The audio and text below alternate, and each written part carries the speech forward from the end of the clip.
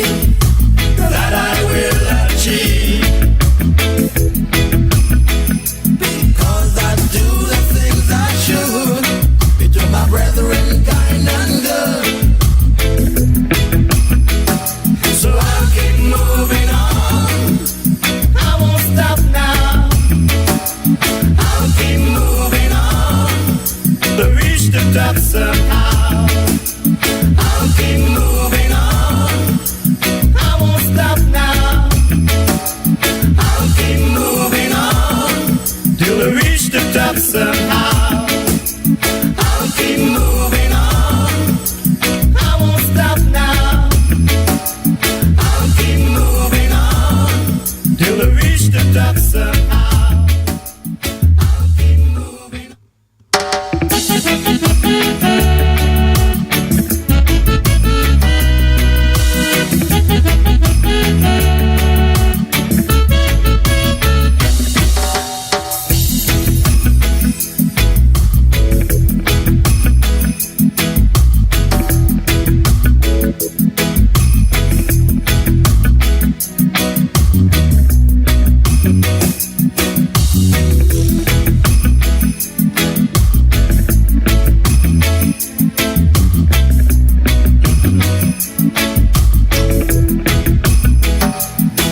So whatever my mind can see, that I will achieve. Because I do the things I should, between my brethren kind and good. So I'll keep moving on, I won't stop now. I'll keep moving on, till I reach the top somehow.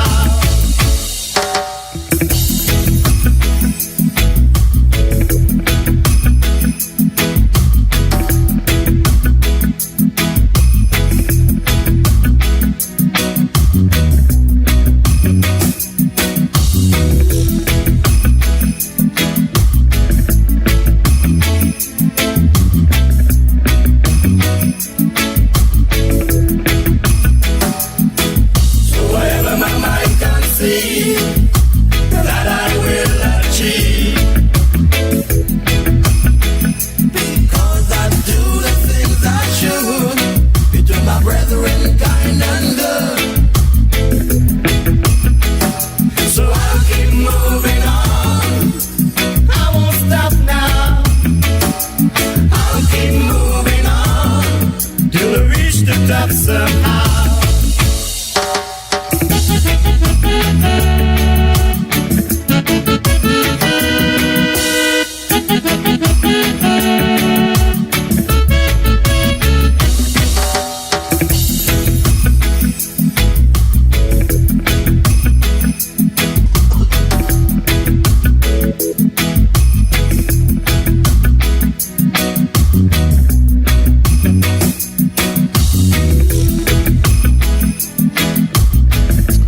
Oh, yes, my Straight Talk family, I know you hear that theme song, and if you do, then you know it's time for me to say good night to the world. Because we are on the World Wide Web, and we communicate with you all over the globe.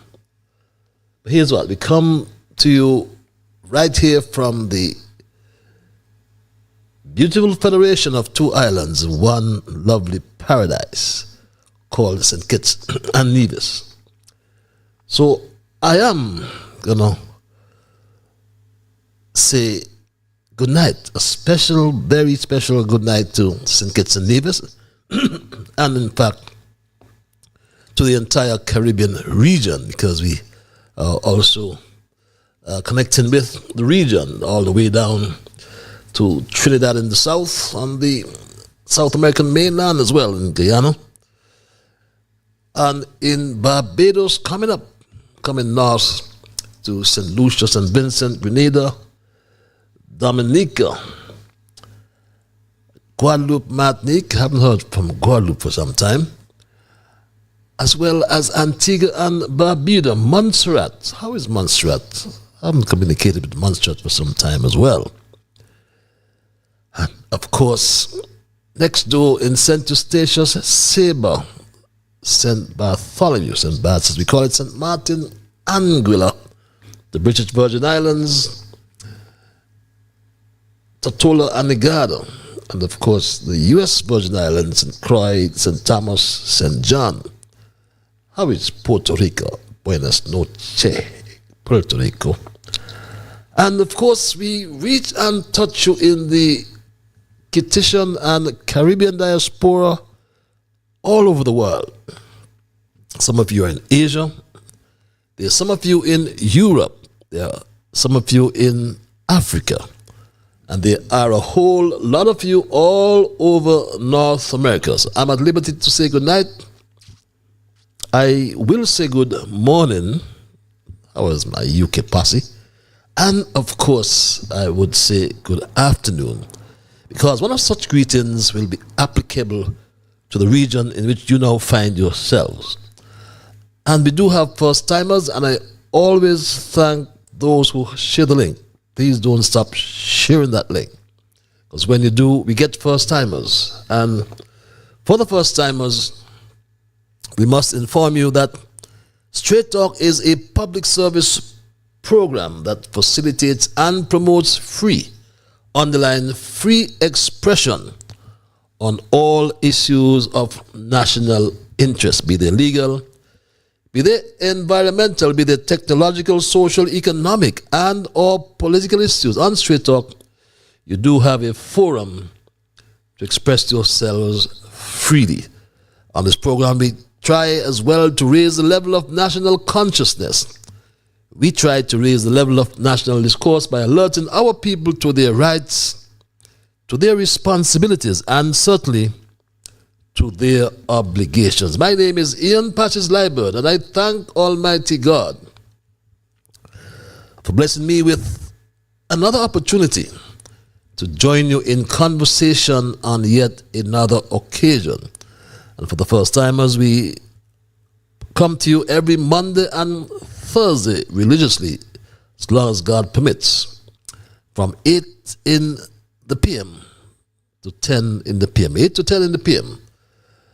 As your host, I always pledge to remain an untiring advocate of truthfulness.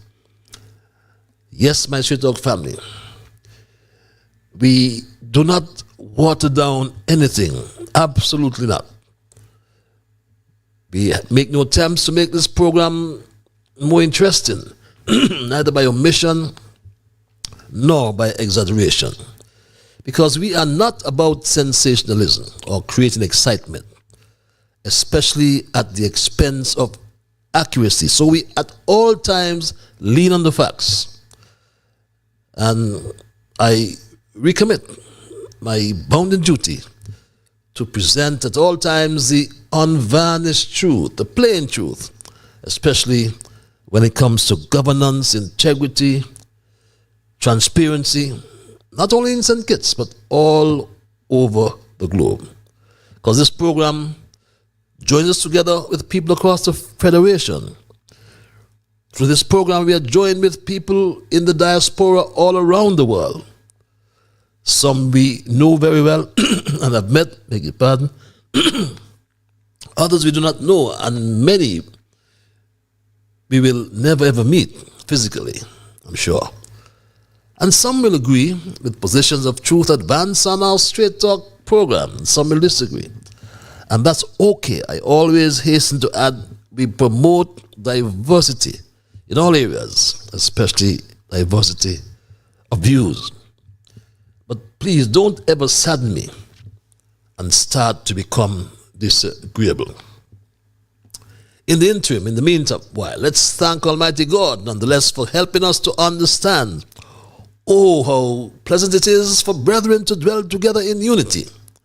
Let us therefore hope and pray for that wonderful day when we all will sing his praise together. And for the first timers, let me inform you as well that Straight Talk is a participative program. By that I mean we include your calls and your emails at some stage in the program. And if you're so minded calling, feel free. Feel free, my Straight Talk family. The numbers are on your screens. Some of you like what I call the cloak of anonymity. So we give you access via our email platform. And there's some of you who have the Alexa app as well. We are heard live on Alexa, thanks to my dear brother for that nominal fee he levies. And as I say fee, there are some of you who have made donations to support our efforts here on Straight Talk. And I must say a big, big thanks, big thank you to all. I must also reassure you that no matter how small your contribution is, it will help us to continue these important discussions. It helps to defray our costs, to maintain our commitment to public service. That's what it is, my Straight Talk family. Nothing but public service. The others who may wish to donate, you can simply scan that code on your screen. You'll access the payment form. It's a very, very simple process. Take my word. You can move through that process in just 1 minute or under. But thank you again for your support and for helping us to keep the dialogue alive. Well, that's what you do. I always must as well hail my young brigade, Straight Talk Young Brigade. Young Dwayne, Tristan, Shamar, Kevin, Rue, Jamal, Travis, Travon, Neymar, and Soraya. If I don't hail Neymar in particular and Soraya, I will get fired from the program, believe it or not. And I was a special lady in St. Louis. You know, sometime we promised that the special lady would be with us, but for some reason, it has been held in abeyance. But nonetheless, saying hello to St. Louis and to Texas. What about Georgia? My good friend in Georgia, I haven't heard from you for a long time. But we normally begin with our observations in review. And even before I moved to the observations, I learned of the passing of Brenda Manners, sister of Lydia Dumpling Manners, and my dear brother Manners as well. I haven't heard you for a long time. But to the entire Manners family, we extend our condolences. As I told Dumpling, that I can say anything, but like Jimmy Cliff said, who feels it knows it. And it's your sister, and you feel it and you know it. So my Straight Talk family, I extend greeting, what am I saying? I extend condolences to the Manners family. I should have actually downloaded a notice as well of the PLP press conference. I overlooked to do that, but I understand, been informed that the PLP holds a press conference at the Marriott this coming Wednesday. I believe it starts at 5 o'clock. I'll get that reconfirmed before we move on. But I was going to say that we begin as usual with our observations in review, which is an integral part of Straight Talk. Then we move into our thesis. And following the thesis, we include your calls, your emails, as mentioned earlier, to allow your full participation. Yes, here on Straight Talk, you get an opportunity to have your say. You have a voice, you have a view, and you are accommodated, you are facilitated right here on Straight Talk as well. Our observations in review highlight the current issues, and we do some reflection. We may then ask a few questions, my Straight Talk family. But after our observations in review, we will begin our thesis, which I have titled for tonight, Willfully Blind and Living in a Power Bubble. So don't you change the platform. Just spread the word that Straight Talk is live on social media, YouTube, Facebook, also on Alexa. And our first observation, it's about the desalination plant and the secrecy behind its construction, its costs, the source of funds, and most importantly, the expected quality of the water that will be produced. And my Straight Talk family, I have been worrying about the construction of that particular desalination plant, because in Bird Rock in particular, we are the ones who are going to have no choice. Unless we produce our own water, we'll have to consume that water. Many of my fellow constituents are meeting me, and quite strange have asked why I am so quiet on the ongoing construction of this project. Well, I'm not, except that I understand the complexity of and the time involved in politics. So occasionally I carry out my biblical instructions. I carry out the instructions found in a good book, the Bible. To Sila, it says, meaning rest a while. So you will find that occasionally I do have what I call my Sila moments. And for that reason only, I stopped, rested a while, and observed. And what did I observe, my Straight Talk family?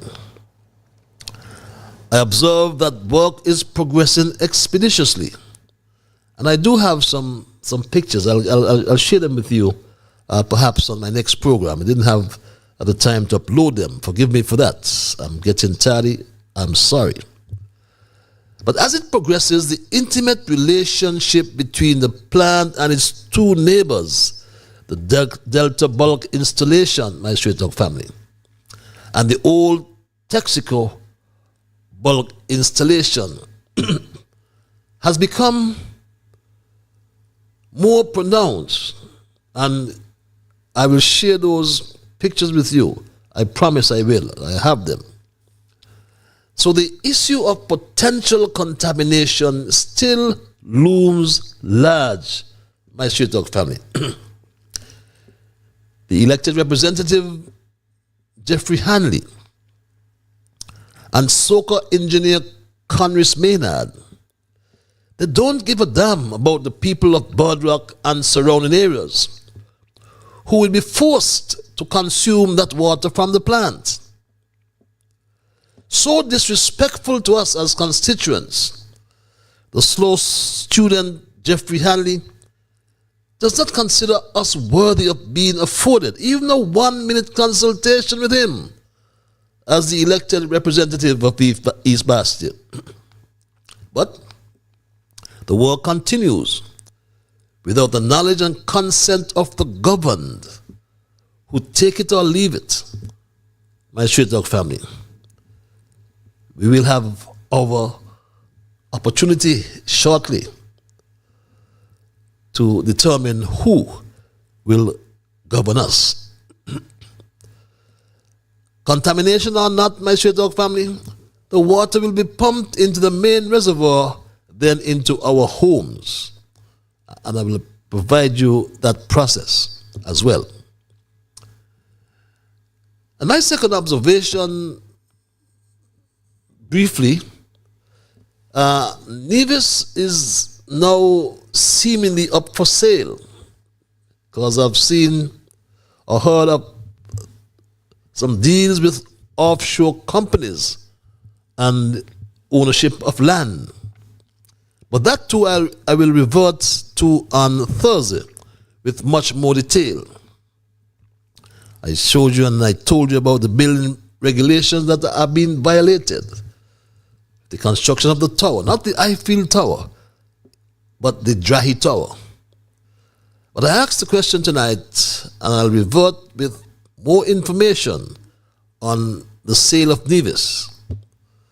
But the question I asked tonight, my Straight Talk family, what next can we expect from the Premier, the snake, who has run Nevis broke?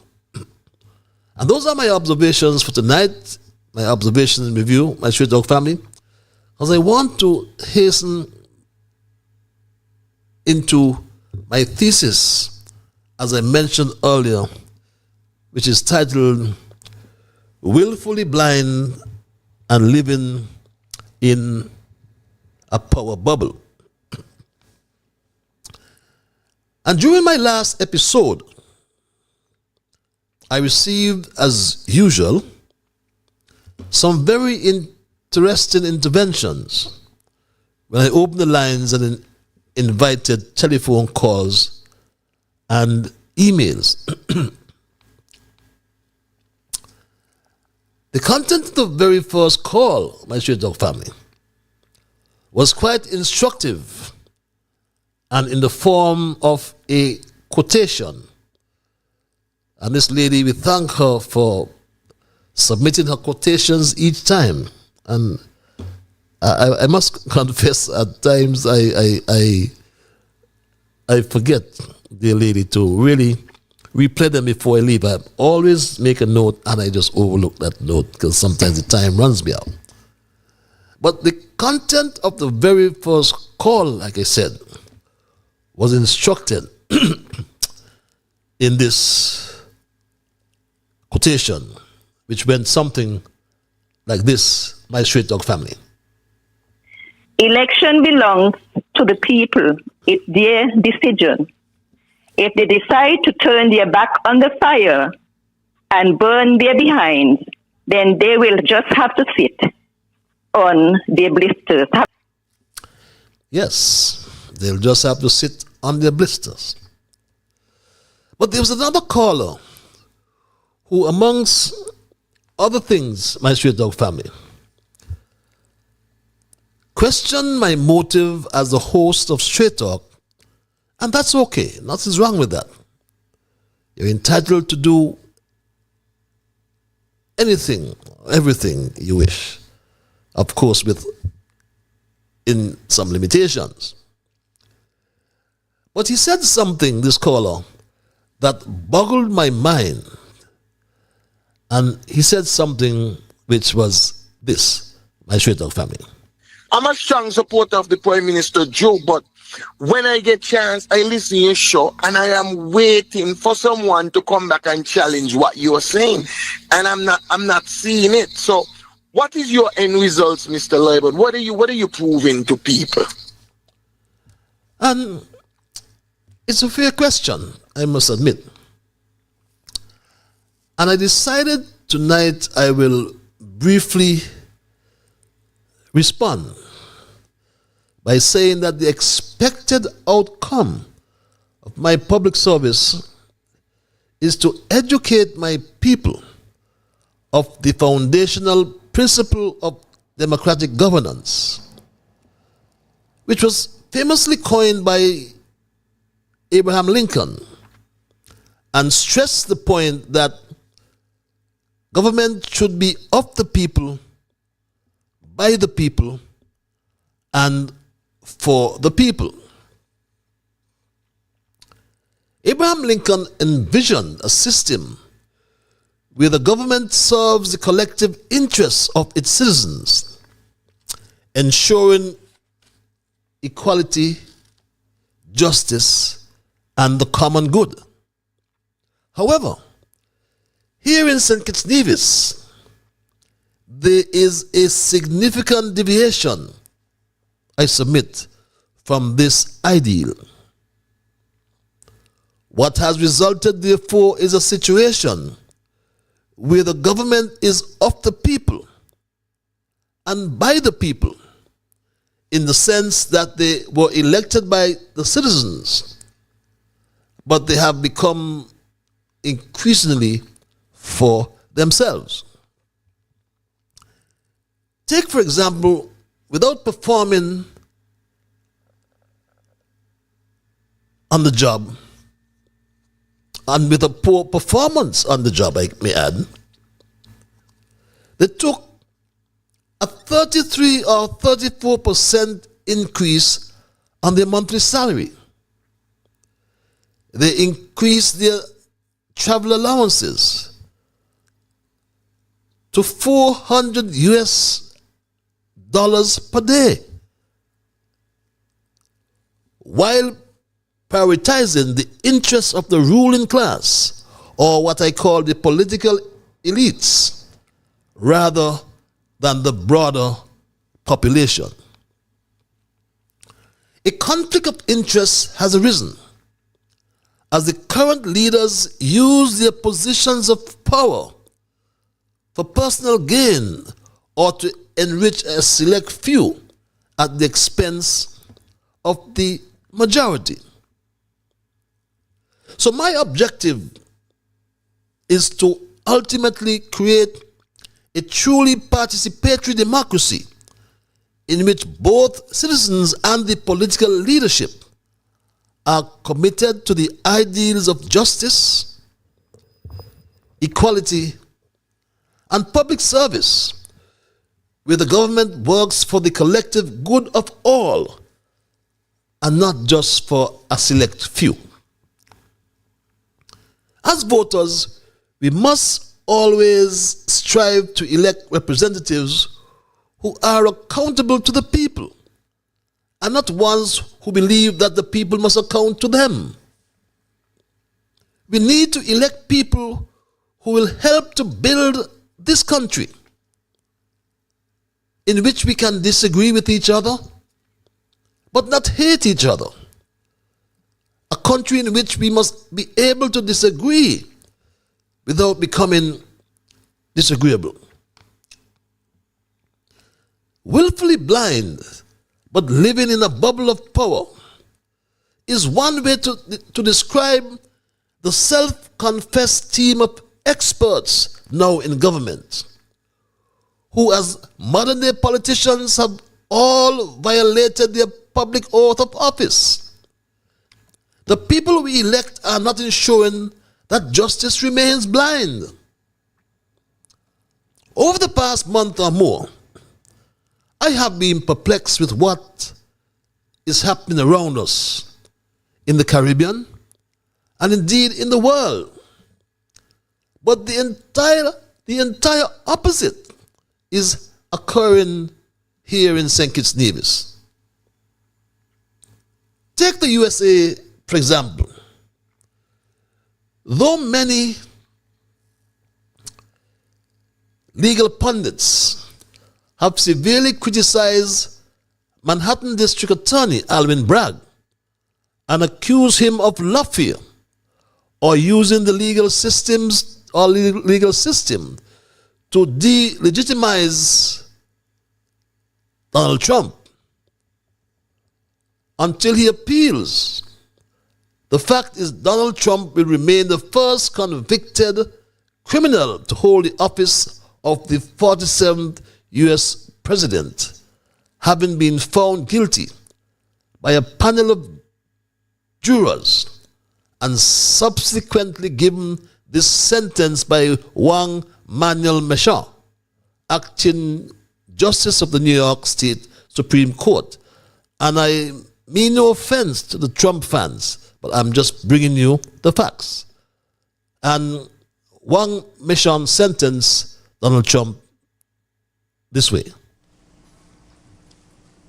After careful analysis, in obedience to governing mandates, and pursuant to the rule of law, this court has determined that the only lawful sentence that permits entry of a judgment of conviction without encroaching upon the highest office in the land is an unconditional discharge, which the New York State Legislature has determined is a lawful and permissible sentence for the crime of falsifying business records in the first degree. Therefore, at this time, I impose that sentence to cover all 34 counts. Sir, I wish you Godspeed as you assume your second term in office. And given the opportunity to address the court via electronic means, beg your pardon, Donald Trump remained defiant. Quite characteristic of Donald Trump. He said this: I'm totally innocent. I did nothing wrong. This has been a weaponization of government. They call it lawfare. And that was Donald Trump, defiant as usual.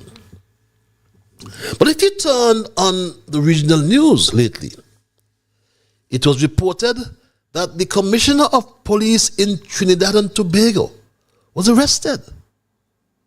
Did you hear me? You must have heard that the Commissioner of Police in Trinidad and Tobago was arrested.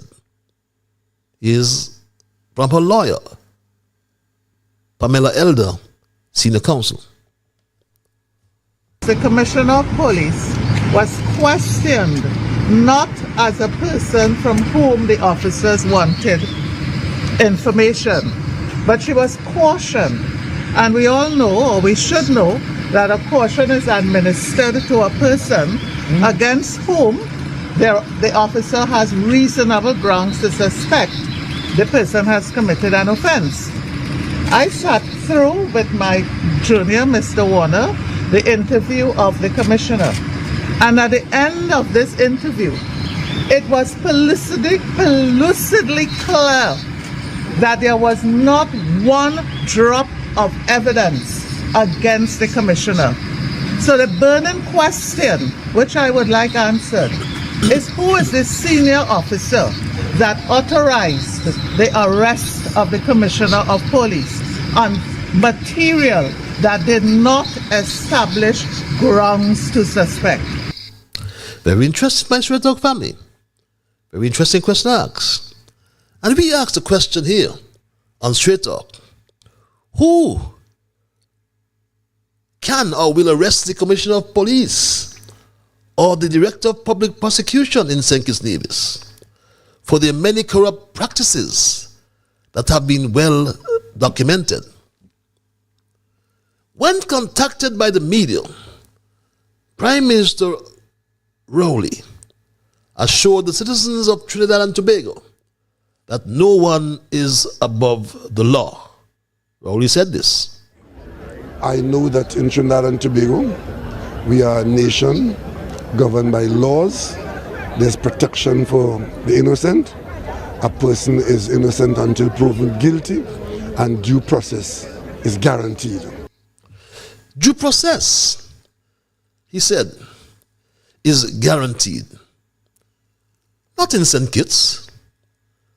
Only in St. Christopher, according to the Calypsonian, a woman stabs her boyfriend to death, and circumventing the due process, the office of the Commissioner of Police and the Director of Public Prosecution's office took an extrajudicial decision to deem the actions of the woman self-defense.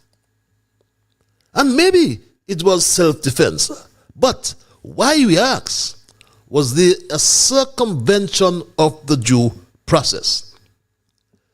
Due process is a fundamental principle in law that ensures fair treatment and proper legal procedures, particularly in judicial or administrative actions. It is designed to protect individuals from arbitrary or unfair treatment by the government, ensuring that legal rights are respected and protected. My Straight Dog family. Only in Nevis, under the snake Mark Brantley, a man is caught red-handed, I said, by the police, my Straight Dog family, and charged with the offenses of possession of firearm and ammunition, contrary to Section 20, subsection 1B of the Firearms Act, Cap 19.05. But that man was mysteriously released when the office of the DPP served a warrant on Magistrate Yasmin Clark, giving notice of discontinuance. Yes, that was served on Magistrate the Honorable Yasmin Clark. But my stray dog family, the snake Mark Brantley is investing in the roads in Nevis, if nothing else. And many still ask if Snake Brantley made any investment in the release of that man. That we may never know. But one thing for sure, one thing for the snake, 1 year after, he has invested in the training of his supervisor, my stray dog family, supervisor of the roads, my stray dog family. He has invested in his supervisor. Where will I find that to confirm, my stray dog family? Yes, I can find that. I should find that to confirm. Give me a second, my stray dog family. Forgive my tardiness. But he did in fact invest in his supervisor. You saw that release just yesterday. Didn't I see that release, my stray dog family? I thought I saw that release and had it listed for you. But I'll get back to that. We won't waste any time tonight. Not so fortunate though. Like the husband of the snake's secretary, whom the Office of the Director of Public Prosecution dropped all charges. But there are 3 others, including a customs officer in Nevis, and 2 others who were found guilty on the 29th of January for importation of firearms and trafficking were the charges, and are expected to be sentenced tomorrow, the 18th of February. But for one, the office of the DPP all of a sudden became willfully blind. What we have, my stray dog family, is special interests in this country that influences the direction in which this country is headed, that the rule of law applies to some people and not others. Some people and not others. The office of the DPP has still not informed the country, for example, of the latest disposition of the investigation relating to the killing of Dr. Williams, the young doctor. Does the DPP believe that it will just go away? No. The DPP told the country, my stray dog family, the DPP told the country this, my stray dog family. He told the country this just some time ago, about 2 weeks ago. He told the country this. In the instance of the doctor, let me start with this principle. You don't make a decision based on just half or 1/3 of the information. You get as much of the information as possible and then you make the decision, right? Currently, we are still waiting for the autopsy report in relation to the cause of the death of the doctor. How long will the DPP wait for this report?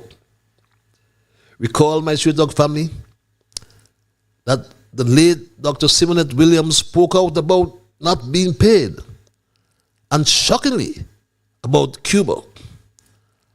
After her controversial statement, she was killed by a vehicle 1 or 2 nights thereafter, my stray dog family, after saying this. I am a doctor. I got a scholarship by the government to become a doctor in Cuba. First of all, I do not recommend that not even a dog goes to Cuba. So the poverty, the starvation, even black magic in Cuba, a lot of black magic too. The things that goes on in that country, I wouldn't want a Kittian dog to go to that place. And I am still in awe that they're still sending people here. I would tell anybody, take the $200,000 loan and go to Jamaica. 1 or 2 nights after, the young doctor met her death. This coming Wednesday, the 19th of February, my Straight Talk family, will make 2 months since the sad, mysterious killing. And Straight Talk is demanding an update from the Office of the Director of Public Prosecution, who is accountable to the people of St. Kitts and Nevis, my Straight Talk family. It shouldn't take him 2 months to get an autopsy report. But it was not a pressing issue for him, he mentioned. Moving to another burning issue, my Straight Talk family. Just imagine, we are celebrating Black History Month, as we call it. History and heritage, I think is the right term. And members of this government obviously think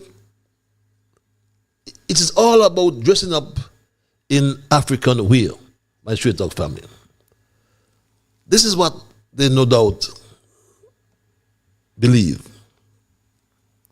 And someone sent me that picture, and in an angry or an incisive tone retorted, and I quote, "While these political punks are dressed up like Africans or in African wear, they have allowed a white man in this Black History Month to owe the St. Kitts, Nevis, and Willa National Bank and the SIDF, or the government combined."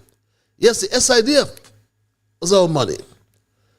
But they have allowed this white man to owe the National Bank and the government combined over $130 million. And this house nigger comes to the country and tells us that he has negotiated an MOU with, according to him, a very reputable company. Imagine this, my Straight Talk family, this Black History Month. With respect to the Christoph Harbour, we are in a MOU with a very reputable company. In terms of that company, the CEO for that company was here over the Christmas period to do due diligence, to see it and so forth. They're very impressed. The negotiations are very, very advanced. I would say that the end of February, I will have an announcement to make with respect to Christoph Harbour. I will have an announcement. My Straight Talk family, announcement, he says, to come at the end of Black History Month. But this man, this Prime Minister, who lies like when a horse is trotting, does not understand where we came from in this country, or where we came from as a country. I don't know how many of us are aware that there was a gate at the top of the hill before the first roundabout that impeded, yes, prevented entrance into Frigate Bay. My Straight Talk family, it was the Robert Bradshaw government that acquired Frigate Bay in the name of the people. Look at Frigate Bay today, booming with economic activity, hotel and condominium development, and a strip with entertainment. Bradshaw by law mandated public access to all beaches. But there's one blight in that area. To wit, Douglas and the Development Control and Planning Board chaired then by Victor Williams, allowed a white man, my straight dog family, to build a house on the beach in Frigate Bay. Look at it, my straight dog family. Would you believe? Don't you believe that Bradshaw would have turned in his grave when he saw this house on the beach in Frigate Bay? Look at that, my straight dog family. But I tell you something. The Labour Party is back. So too is Victor Williams, because he was reintroduced by the Prime Minister, Dr. July, as project manager, my straight dog family. Victor Williams was reintroduced as project manager on the Robert Llewellyn Bradshaw Museum. There's it. They provide you the evidence. Victor Williams, at the top of your screen to your left. Project manager, Williams Architecture. On the RLB Museum. We understand that no permission was done or granted by the Development Control and Planning Board. We also understand that millions of tax dollars still remain unaccounted for. And we know and have reported for you that work has stopped for some time now. Started in 2022. We told between $4 and $8 million have already been expended on the construction of this museum, which has miraculously stopped. The billboard has come down. But as you leave Frigate Bay, my straight dog family, let's get back to that area. Simmons built a road on the southeast peninsula that he named after himself, the Kennedy Simmons Highway. The southeast peninsula was home to several sugar and cotton plantations worked by enslaved Africans during the mid-18th century. I vaguely recall as well hearing that the Salt Pond estate was owned by a Dr. Wilkin, the great-grandfather of the Attorney General Garth Lucifer Wilkin. His father, Charles Wilkin, I'm told, owned lands on the southeast peninsula. And while I'm not a wager, I am willing to bet that some, if not all, of these lands will be one day transferred to Lucifer. So what advice did Attorney General Garth Lucifer Wilkin give to Terence Michael July? That's the question we ask tonight. Did Garth Lucifer Wilkin give July this advice, my straight dog family? With respect to the Christoph Harbour, we are in a MOU with a very reputable company in terms of that company. The CEO for that company was here over the Christmas period to do due diligence, to see it and so forth. They're very impressed. The negotiations are very, very advanced.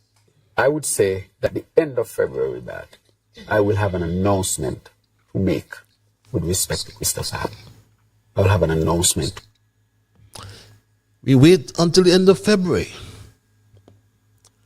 But before that, my straight dog family, the entire country was shocked when the July Labour administration signaled its intention to revisit or rearrange the current disposition of the monies advanced to Christoph Harbour by the St. Kitts, Nevis, and Billa National Bank and the SIDF, amounting, as I mentioned before, to EC dollars $130 million. $130 million, my straight dog family, which Christoph Harbour has to date failed to repay. They haven't repaid 1 cent, my straight dog family. Under the Team Unity administration, the mine the man behind the Christopher Harbour, Buddy Darby, had agreed to surrender 450 acres of land, the debt owed to the bank by Christopher Harbour. Public access to the Southeast Peninsula was created, like I said, under the Simmons administration via the construction of an 8-mile stretch of road, once labeled the Road to Nowhere. Straight Talk is unaware if there is a master plan or land use plan for the area.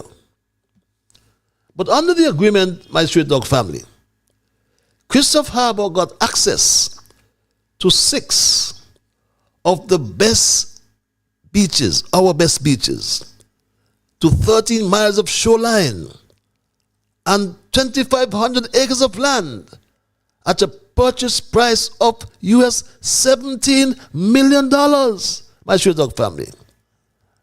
And the CEO boasted about these beaches, my Straight Talk family. Christopher Harbour is 2,500 acres of land. We've got 13 miles of shoreline with the property, 6 beaches, of which I would argue that at least 3 of the 6 beaches are in the top 10 beaches in the Caribbean, which I think says a lot about the natural beauty. And my Straight Talk family,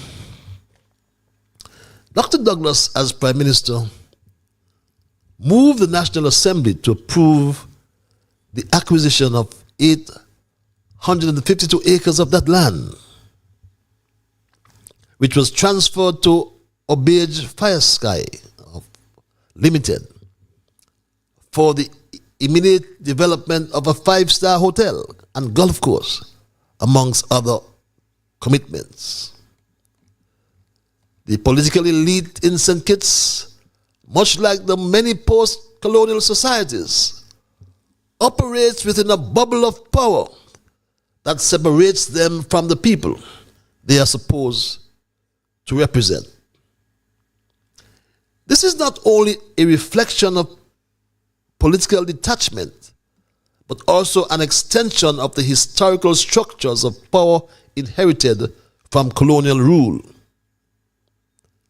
In the context, I should say, of St. Kitts, descendants of slave owners continue to hold significant power over both the political and economic landscape. The political class, in essence, is willfully blind to the pressing issues faced by the people because their power and privilege are tied to maintaining the status quo. Look at the rule of law and the legal system failures.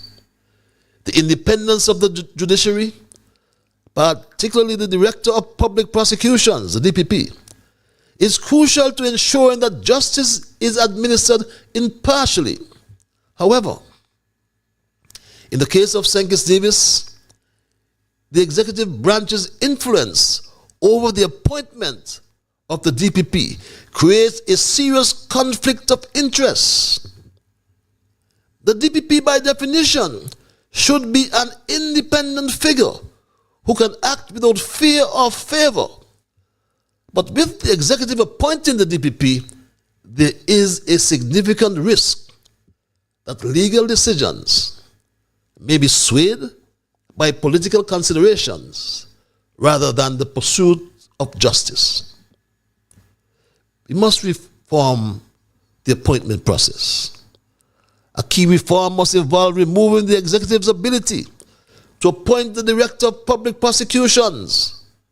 Instead, this position should be filled through a transparent process, perhaps via a judicial council or through parliamentary oversight to ensure independence and impartiality. Take back the 450 acres of land from Buddy Darby, Terence Michael July, and implement programs specifically aimed at developing the Southeast Peninsula and other historically marginalized regions. And as soon as possible, rid the country I beg you tonight, my Straight Talk family, of these self-proclaimed experts who are willfully blind and living in a power bubble. And that's my story tonight, my Straight Talk family, and I am not going to change it. But I'll open the lines and entertain your calls and your emails. And when I do so, which will be momentarily, I anticipate that you will respect others. And of course, to achieve that, you must first respect yourselves. Let us try to be fair to our concern. Let us ensure that the things we say and or do will be beneficial to our concern. And in the process of doing and or saying those things, let us strive to build a kinder, gentler St. Kitts and Nevis. With that said, my Straight Talk family, at 3 minutes before the 9 o'clock hour, I go to the lines and take this my first call. Caller, you live. Hello, Mr. Patrick, good night. Good night, the Bible man. I see you made it to the top of the order tonight. Good to hear you. Now here, Mr. Patrick, Psalm 37. Psalm 37. Fret not thyself, my brother. Fret not yourself because of evildoers. Neither be envy of the work of iniquity. Yes. For the soul shall cut down like a grass. Yes. And withers away like a green herb. Trust also in the Lord, and do good, and thou shalt dwell in the land. Mm-hmm. Delight where verily thou be fed. Delight thyself also in the Lord, and he heareth the honor. Delight thyself also in the Lord, and he shall give you your desire of your heart. Number 5, commit thy ways unto the Lord. Trust also in, and he shall bring it to pass. That is the word of God. This is Psalm 37. Thank you very much, my brother. The word of God is rich. Yes. It is powerful. Yes. And I want somebody to tonight, listen here, put your confidence in God. Yes, my brother. And anything your heart desire, you pray, and God is going to bring it to pass. That is, it is so wonderful to hear you. Now, Isaiah 54, this is the last passage of scripture again. Isaiah 54:17. No weapon. You hear what I say? No weapon that formed against thee shall prosper. Not at all. That. And every tongue that rise up against thee in judgment shall be condemned. Yes, my brother. This is the heritage of the servant of the Lord. Thank you, my brother. Thank you. That's it, good night. I ain't taking up no more time.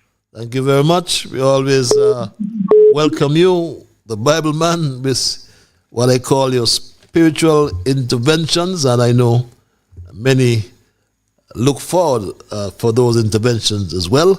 At 9 o'clock, at the top of the hour, we go back to the lines and say good night to this caller. Hello, caller. Good night, Mr. Liburd. Good night, my dear. And how art thou? I am great. I recognize the voice. The quotation, willful blindness is worse than ignorance because it's a refusal to face the truth. rather than a lack of knowledge. I repeat, willful blindness is worse than ignorance because it's a refusal to face the truth rather than a lack of knowledge. Thank you very much. You're welcome. Have a great evening. Thank you very much. Face the truth rather than a lack of knowledge. Rather than a lack of knowledge. Thank you very much, as always, for your thought-provoking quotations. Willful blindness is worse than ignorance because of its refusal to face the truth rather than a lack of knowledge. It's 9:02, my Straight Talk family. The lines are open. I trust and I hope and I believe that my overseas lines are functioning tonight. I checked them before I went on air. And as well, we're going to simultaneously try to dispose of our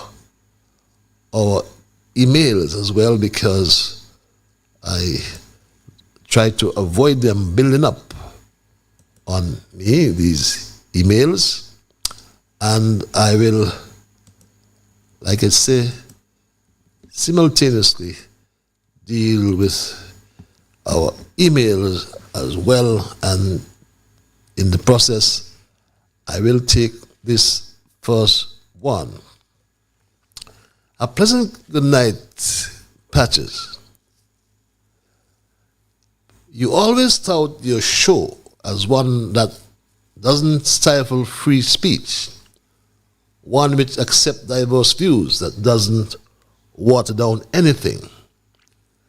Last Thursday night on your show, a caller asked you what was the real purpose for your bi-weekly show, and you basically brushed him off and told him that it is in the national interest. But Patches, you very well know that that is not the real reason for your show. Patches, it was the second President Bush who referred to Iran as one of the axis of evil, with proxies such as Hamas, Hezbollah, and the Houthis, just to name a few.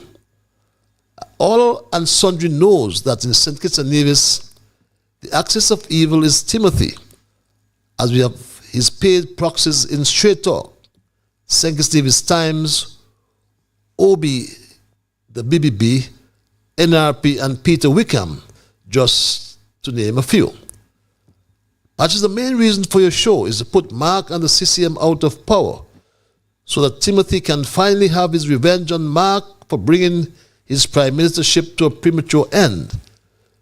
No one should be angry with Mark for cooperating with Dr. Drew, because Dr. Drew respects Mark and is doing a whole lot more for Nevis than Timothy, who Mark had a partnership with and a signed Charleston Accord. Mark doesn't have any accord with Drew, but Drew respect and care for the people of Nevis, and this is hurting Timothy a lot. A lot. Imagine Timothy, who say he loves Nevis and his father as his fatherland, still decided to steal Martinez out of Nevis, refused to fund the geothermal. He said every dollar he gives to Nevis is $1 less for St. Kitts. Prime Minister twice when Dougie dumped him. Well, Patches, if Timothy could do this to PAM and CCM, then what will he do to the people of this country if he tastes power again? He brought Powell, Patches, Tapley, Osborne, Eugene, Wendy, Juicy, and Terry. Dumpling, Jam Down, Practice, Rusty, Mandy, Hazel, Brandy, Williams. He turned Janice against her own brother, Adrian Daniel, just because he's a head partner of Daniel Brantley and Associates. Timothy is a divider, but Drew is a uniter. Timothy broached the unity agreement by putting candidates in constituencies of his partners. He used you as your ambassador to curse his ministers bi-weekly. He was building a prison to lock up all the peace fellows and was going to adopt the El Salvador model. He weaponized the justice system against his cabinet colleagues and used the police to arrest Grant. He sidelined his ministers and take you, who wasn't in his cabinet, to a meeting with Buddy Darby at Marriott. He undermined Akila Byron Nisbet because she was too popular and loved and would have definitely become the first female prime minister. He forced her to resign from his party because he didn't want to hand over the leadership to her, because he has the spot reserved for his real family, Release Brooks, daughter of his brother Len Harris, who said that when doctors from college, they should go on step for 2 years. Patrick, you forgot that it was Pam who made you relevant, and somebody, when they put you on a winning ticket as candidate for number one. Your granny was right when she repeatedly told you ungratefulness was worse than witchcraft. Thank you, Patches, and I hope that Timothy doesn't scold you for reading your email. You see, you've fooled yourself, whoever you are. I see your name, but maybe it's a fake name. And you just said at the beginning that Patches, you always tout your show as one that don't stifle free speech. But you said I stifle free speech. But I read your email, my Straight Talk family. That is what Straight Talk is all about. But just to correct one or two things, that when I ran on the PAM ticket, to use your words, I won the seat that was lost by PAM for 5 successive elections and 22 years. And I won it, as Pam claimed, as a Labour man. I must also say to you, my for correction, when I attended the meeting with Buddy Darby, I was the incumbent Minister of Public Infrastructure, Post, Urban Development and Transport. I sat between Buddy Darby and his son as in that position, Minister of Public Infrastructure, Post, Urban Development and Transport. Others, whatever you wrote, I don't want to respond to them because I'll add credence to them. But that's what Straight Talk is all about, my family. We don't stifle anything. See, I read your email. Blessed night, Patches.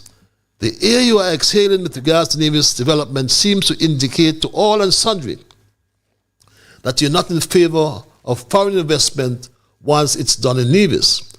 Are you aware that Kitchener Hill have 3 private helipad and helicopters often lands at Kitchener Hill to enable them to transact business at that entity? You welcome with open arms the solar farm, project billionaires, investors in St. Kitts, but you vehemently oppose the Nevis billionaires, investors investing in their adopted homeland. You are a statesman, Patches, and highly respected. But statesmanship comes with a sense of care and responsibility in the interest of national development. And so I beg you not to sacrifice that legacy of decency, respect, and trust you built over these many years on the altar of political expediency. Gaston Brown just built a new international airport in Barbuda, as you could have said that Antigua already have an international airport. Anguilla already upgraded Dominica, and all of the Windward Islands countries already upgraded. Well, what happened to Nevis, Patches? Are you saying to Nevis, Patches leaders and prospective leaders need to stop to bury their heads in the political sands and realize that presently close to half of the Nevis population are actually Kittitian born who make Nevis their home. Sunshine Canes of Sunshine Bar is from St. Kitts, just to name one. I can guarantee you, Patches, that on completion of the Nevis airport, that most of the workers will be from St. Kitts. And my God, we love and embrace our brothers and sisters on both sides of the Narrows. And it is high time for our politicians to stop dividing our people. If these billionaires who have adopted Nevis as their homeland, then let's welcome and encourage them and not let ourselves be used by any politicians as their instrument of hate towards ourselves and our adopted billionaires, brothers and sisters. Donald Trump is inviting billionaires to come to America to invest. Let's just do the same. Are you aware, Patches, that most Kittitians traveling abroad to USA and other countries are praying for the upgrade to Nevis Airport so they can come and go to Nevis because they say that St. Kitts people too fast and like to mind people business. Patches, are you not happy to see your little brother or sister build their own house as Nevis is doing? But one time you said that Nevis was doing geothermal, so St. Kitts shouldn't do geothermal. Now you're saying something else. They want an international airport. But the truth is, the economic reality is, St. Kitts has 76% of the population of St. Kitts and Nevis. And if you bridge the islands, I thought you would address, get rid of that 113 clause and have a permanence in St. Kitts and Nevis. Get rid of that clause. Why do you want to go? So, get rid of the clause, bridge the islands, and you have a physical permanence. And you will increase the economy in Nevis by 76% overnight. That is so economic. It's such elementary economics. Bridge the islands, and you will increase the economy in St. Kitts, in Nevis, beg your pardon, by 76%. Your economy will grow. You won't have to come to Jew begging any money from Jew. That is the point, emailer. And again, we don't call the names of the emailers. Dr. Harris reads this other email. You ran the country of St. Kitts and Nevis well. You said that you were going to invite the World Bank to deal with the issue of fair share between the two islands.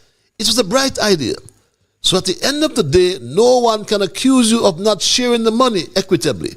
Mark was quick to jump up and rubbish your sensible recommendation, stating that any sixth form student in Nevis can easily work the parts out.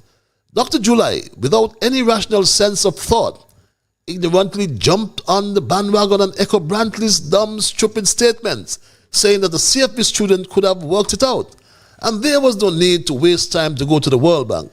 Shortly after, Dr. July shocked the country when he declared that he has requested the World Bank to work out the fair share for Nevis. Up to now, many people are in disbelief to see how Timothy Harris, your arch enemy, make you eat humble pie, and took his advice to go to the World Bank.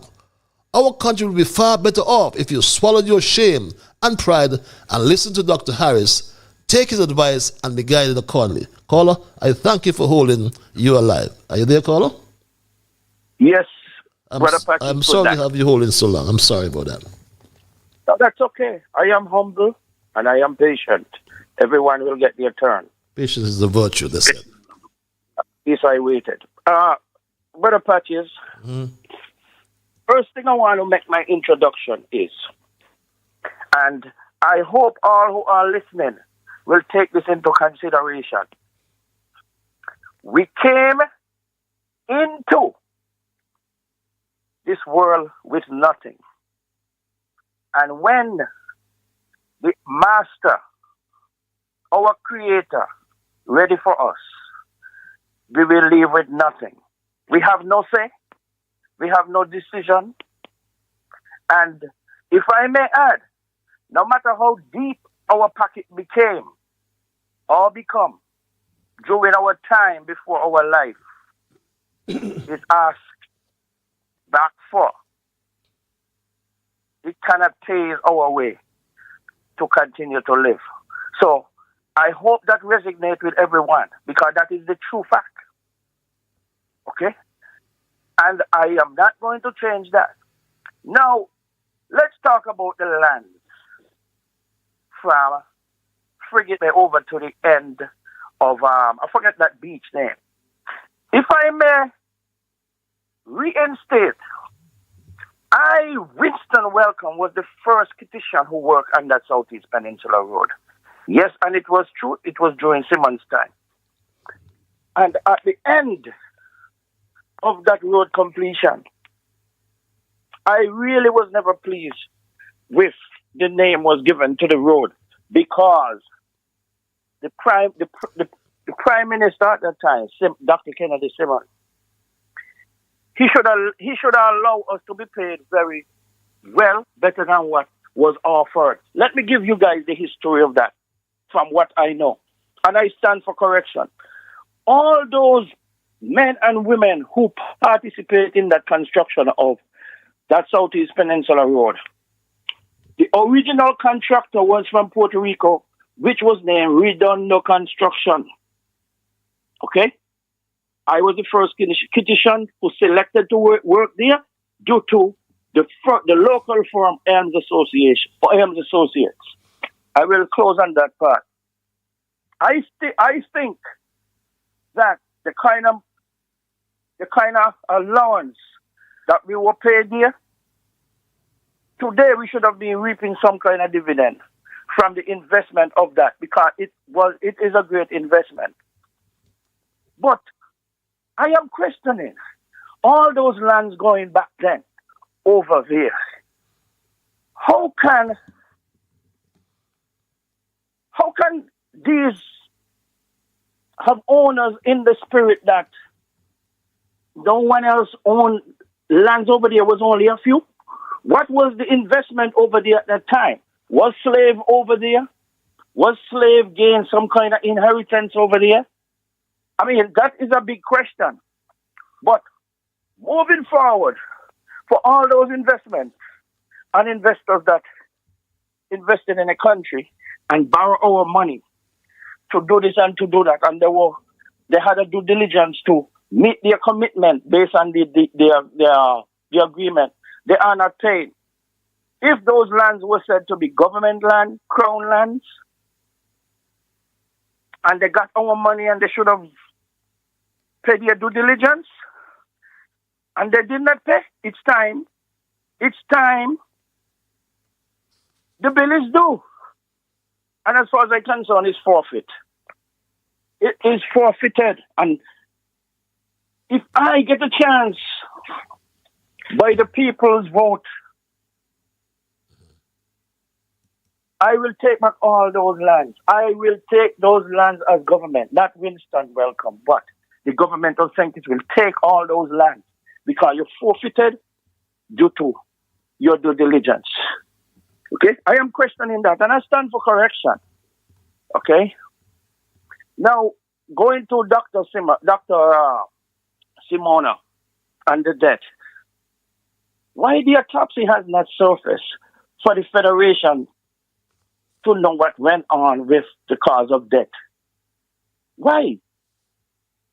As far as I'm concerned, the DPP is working hand in hand with the AG, and the Prime Minister has something to do with it too.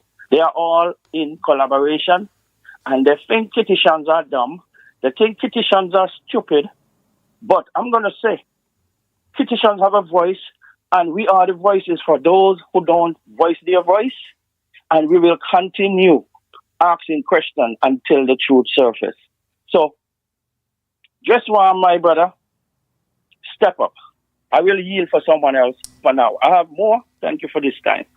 Thank you very much for your intervention. We go back to the lines and ask this caller for holding. Caller, you're live. How you do? How are you? I am peaceful. It sounds like the major.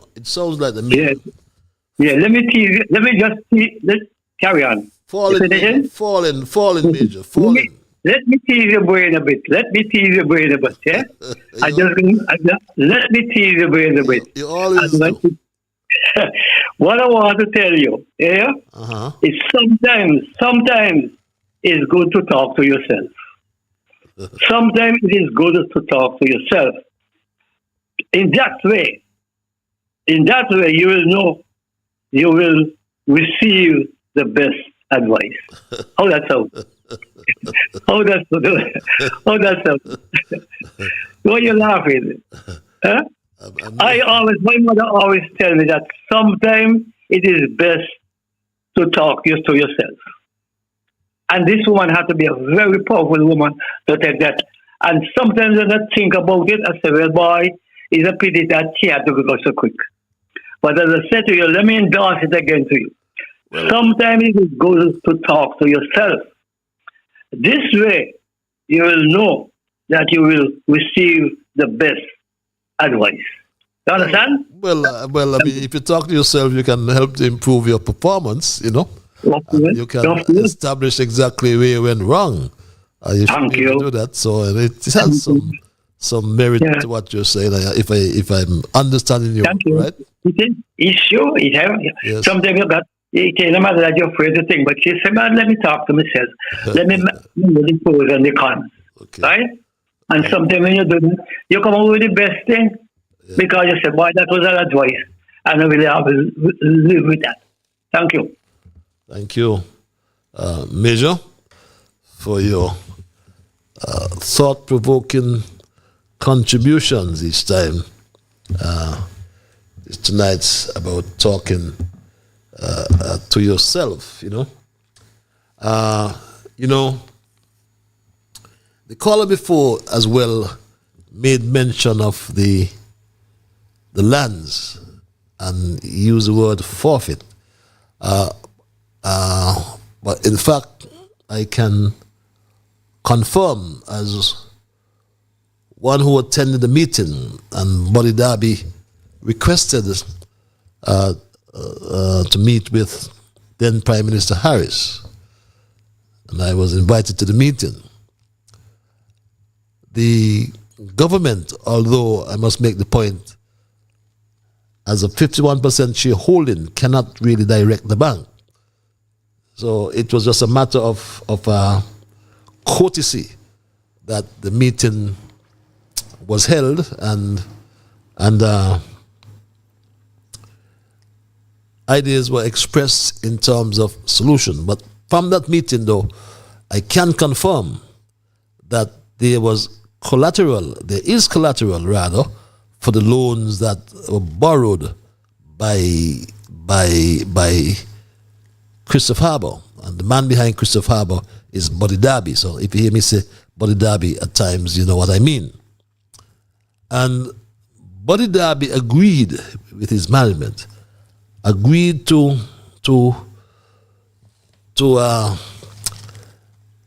give up 450 acres of land. There were more land really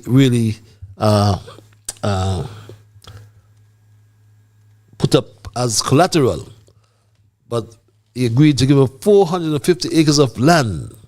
That was already agreed. So it was a real shock. And I note that the National Bank has not even convened the annual general meeting to date. It's going on February. We've heard about the bank forgiving the debt, but I don't believe that. Trust me if you ask me.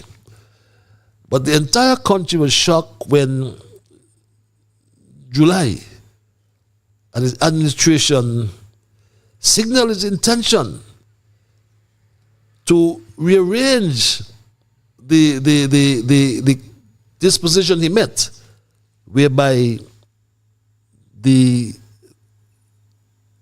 court was establishing the value of the land. And we don't understand why July doesn't want that land to come back to the people.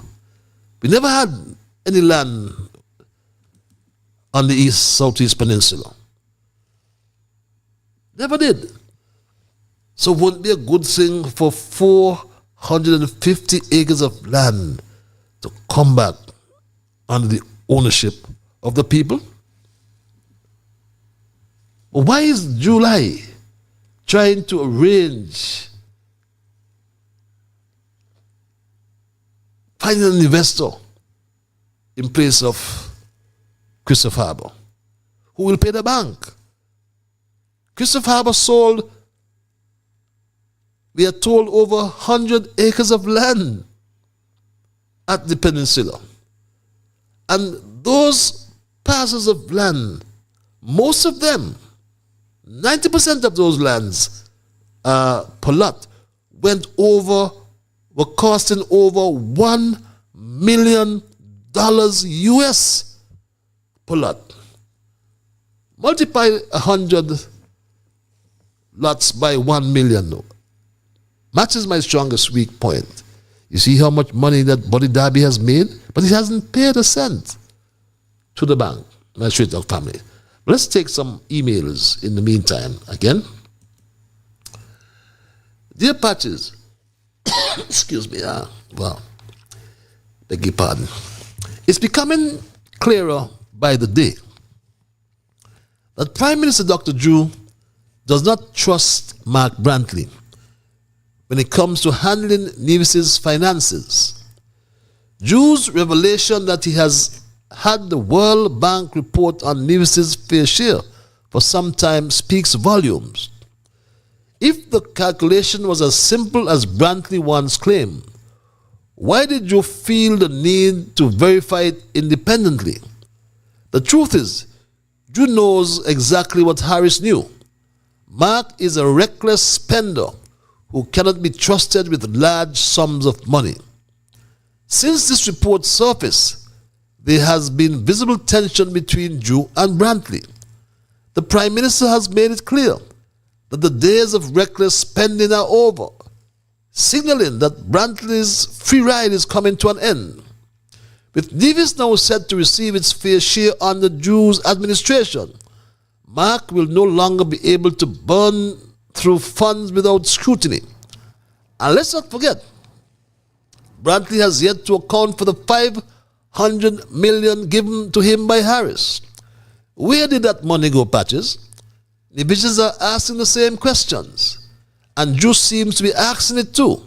The cracks in the alliance are widening, and soon the full story will come to light. Reads this other email. This email reads, Mark Brantley's $500 million disappearance, accountability is coming. That's the caption. Prime Minister Dr. Drew's revelation, beg your pardon, that he has been in possession of the World Bank report on Nevis, or Nevis's fair share, is a damning admission. It proves that Dr. Harris was absolutely right when he called out Mark Brantley as a reckless spender who fails to account for public funds. Now, even Drew has sheepishly conceded that the days of financial waste are over and that every penny spent must be properly accounted for. This spells the end of Brantley's unchecked spending.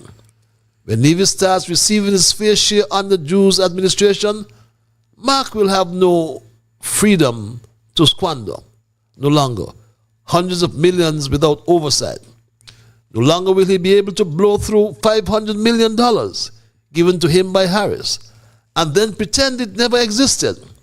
Every Nevisian knows that this $500 million has disappeared without a trace, and Brantley has never accounted for it. Where did the money go? Who benefited? Nevisians certainly didn't. Mark Brantley must now answer for his financial recklessness. Accountability is long overdue, and the people of Nevis must demand a full accounting of every cent. Reads this email. This other email reads, who did the DPP think he's fooling? When Dr. Stephen Jones, the Bajan pathologist, used to come from Barbados, also an Indian pathologist from Trinidad and perform autopsies, they issued their reports the same day before returning to their country. So who the hell the DPP think he's misleading? He's a confounding liar, but he can't fool us with his bull crap. Talking about the young doctor autopsies report is being delayed. You lie. What are you hiding? Stop playing games with us in this federation, boy, for you will never be able to fool us. Reads this email. And no doubt, again, for those of you who may be pondering what that email was about, it was about the comments of DPP Adlai Smith, who said this. In the instance of the doctor, let me start with this principle. You don't make a decision based on just half or 1/3 of the information. You get as much of the information as possible, and then you make the decision, right? Currently, we are still waiting for the autopsy report in relation to the cause of the death of the doctor.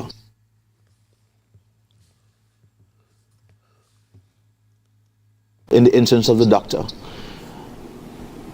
Let me start with this principle. You don't make a decision based on just half or 1/3 of the information. You get as much of the information as possible, and then you make the decision, right? Currently, we are still waiting for the autopsy report in relation to the cause of the death of the doctor. Well, why it has taken 2 months to get an autopsy report is everybody's guess. And my Straight Talk family, we mentioned earlier that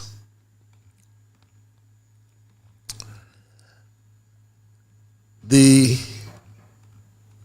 Prime Minister of St. Kitts and Nevis,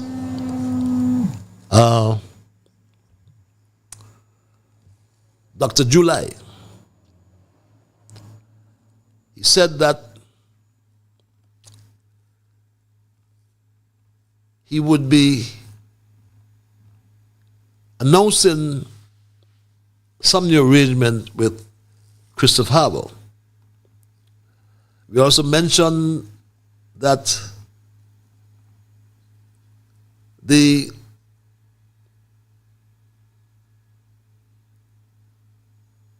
Labour Party is back, and so too is Victor Williams, as he was introduced by Prime Minister July as the project manager at the Robert Llewellyn Bradshaw Museum's renovation, if I can call that. We always provide the evidence. And I've just learned as well that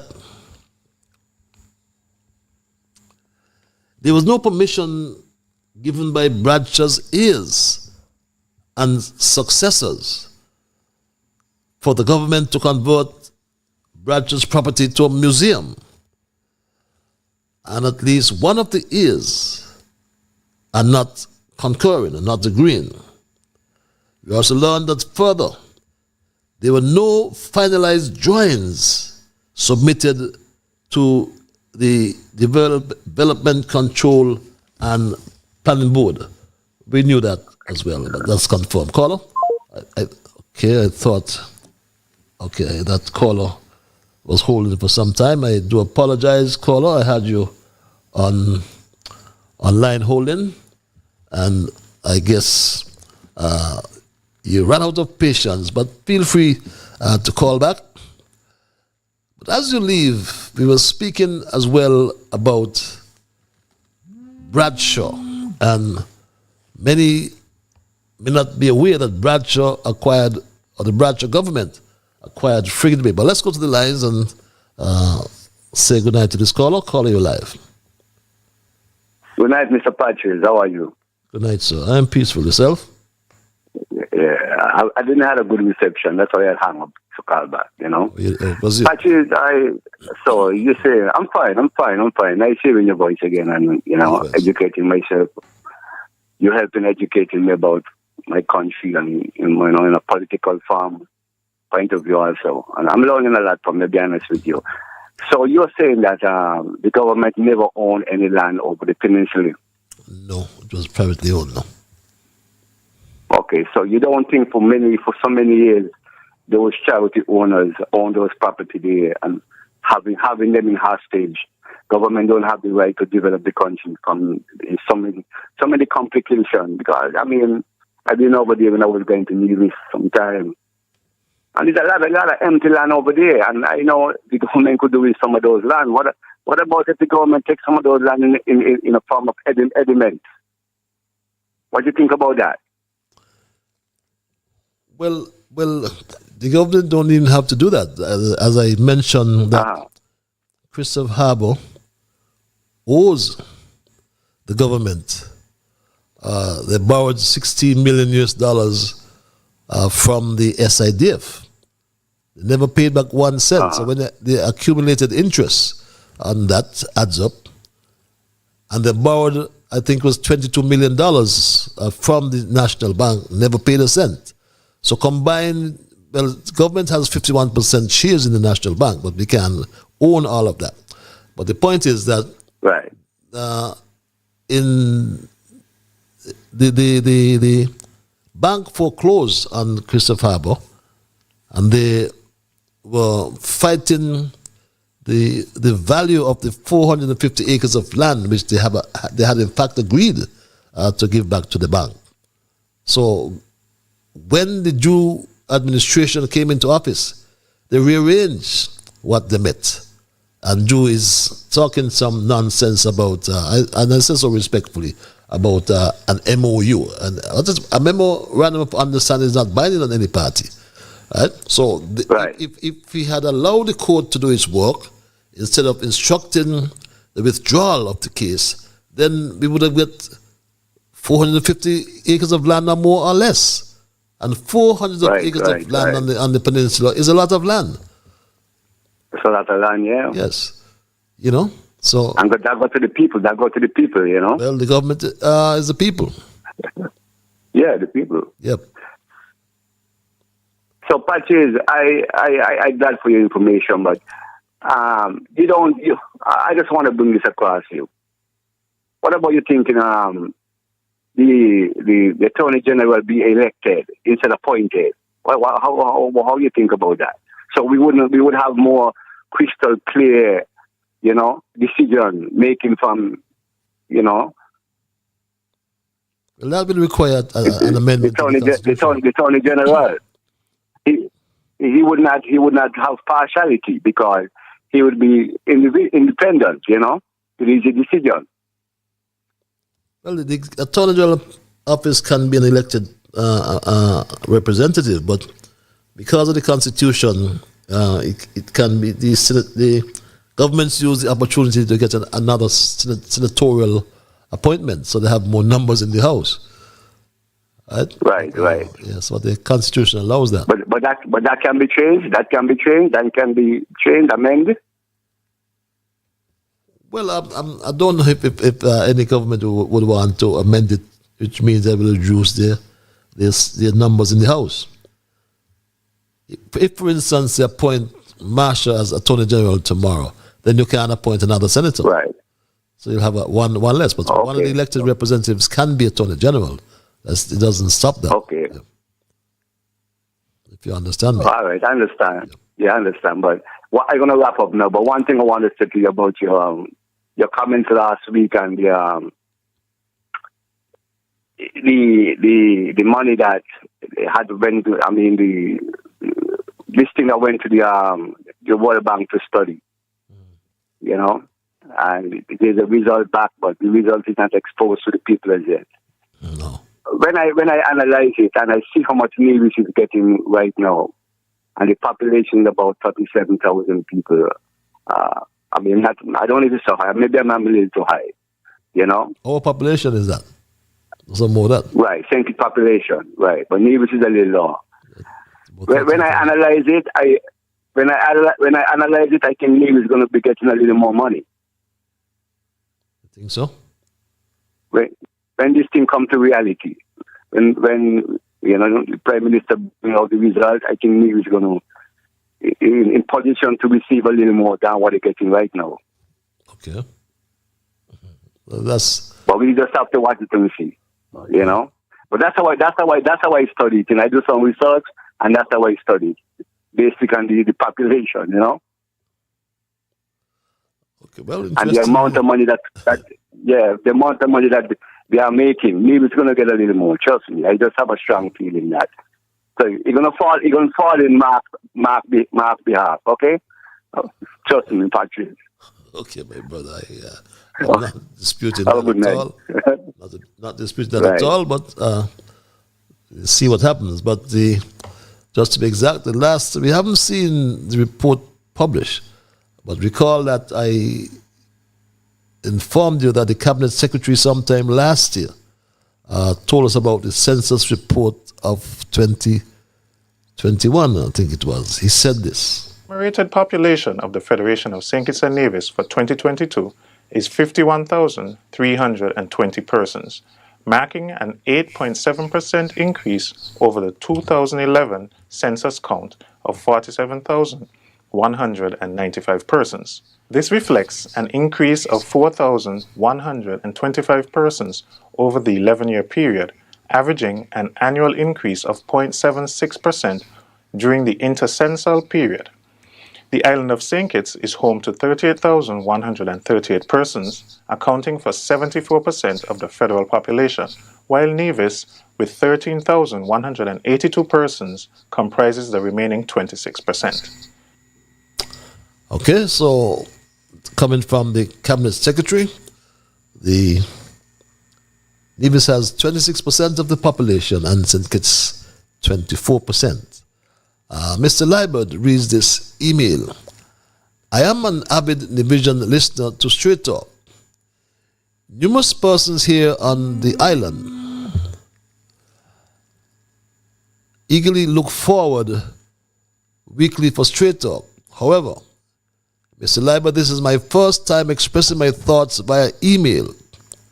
What necessitated me to write this email is that I am completely fed up with the lies, misleading statements the Premier incessantly poured down upon us, the people of Nevis. In the last House of Assembly in Bastia, the Premier said that there are many homes in Nevis that has 5 cars parked up and only 2 occupants residing in the house. I challenged Brantley to call names and state where these houses are with 5 cars, etc., except he's speaking about himself. Thou art the man, Brantley, who has 5 or more vehicles at your residence in Montpellier, showing off on the poor people of Nevis, but go ahead, read this email. Let's go back to the lines and thank this caller for holding. Caller, you're live. Hello, caller. Yes, greetings, Brother Patches. Good night. Good night, my brother. Greetings. Yeah, good night to the listening audience in the Federation and those listening of us. Before I go any further, I just want to let the audience know that Brother Samuel Nyomo, founding president and member of the Southwest People's Organization of Namibia, passed away at the age of 96. Okay. I met him in New York at a rally at the Adam Clayton Powell State Office building. Brother Nyomo was very pivotal in the fight against not only apartheid, but the German occupation that was taking place in Namibia, because Namibia was a former German colony. So, with that said, Brother Patches, I heard you talking about Mr. Darby, and you're saying that he sell a lot of land over the peninsula. Well, if he sell the land over the peninsula, you said, wow, $100,000 a lot? Some lots went for over $1 million, they said. Oh, $1 million, okay, yes, okay. Million. How much lots he sell? You understand, he sold over 100 lots already. But that's a lot of money, but why come he can't pay? They don't care about paying us. They come to rape the country. But that's the point I'm always making. Exactly. You see? That's why we have to unite, because what I'm trying to show you now is that we can't do nothing to get some of that money. Well, I'm asking. I doubt you can repatriate that money. But he owes the bank, he owes the government, and he owes the bank. And he has put up land as collateral on the loan. So all you can do is recover the land, sorry.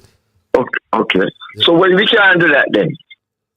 Well, we were almost there, you know. But when the change of government came, the new Prime Minister, who is Minister responsible for the National Bank, as Minister of Finance, as you know, government has 51% shares in the bank.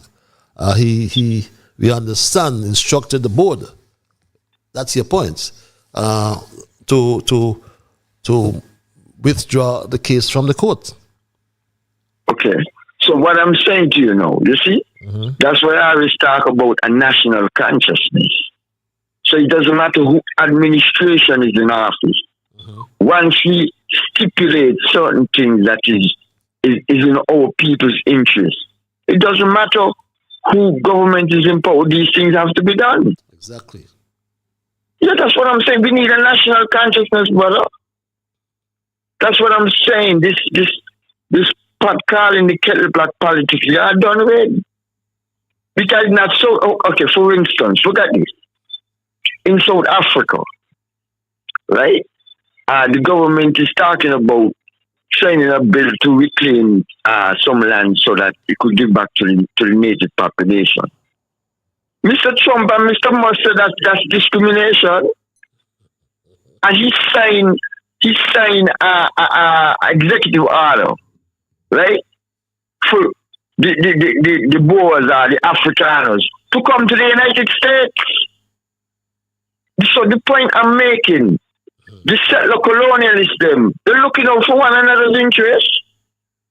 So why we can't look out for our people's interests who was enslaved throughout the globe, especially in the Western world? Well, you see, yeah, exactly. So what I'm saying to you, the settler colonialism who went around the world, especially in the New World, and take lands from people, the settler colonialism is saying that we can control and own what belongs to us. So that's excuse me?